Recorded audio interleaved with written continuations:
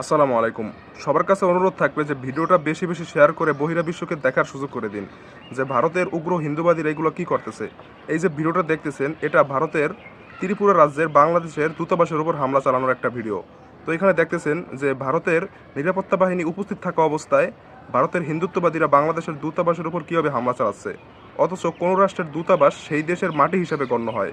তো বাংলাদেশের দূতাবাসের উপর হামলা চালানো কেমন যেন বাংলাদেশের মাটির উপর হামলা চালানো, অথচ সেখানে নিরাপত্তা বাহিনী উপস্থিত থাকা অবস্থায় তারাই হামলাগুলো চালাচ্ছে।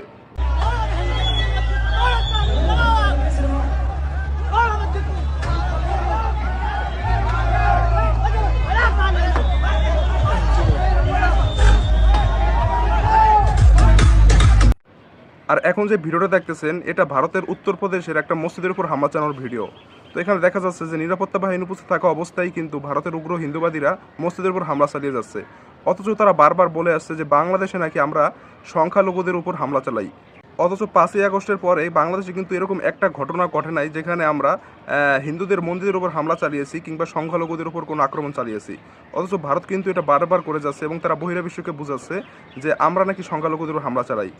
এদিকে পশ্চিমবঙ্গের মুখ্যমন্ত্রী ভারতের পার্লামেন্টে গিয়ে বলে আসলো যে বাংলাদেশে নাকি শান্তিরক্ষা বাহিনী পাঠানোর প্রয়োজন, কারণ এখানে নাকি সংখ্যালঘুদের উপর হামলা হয়।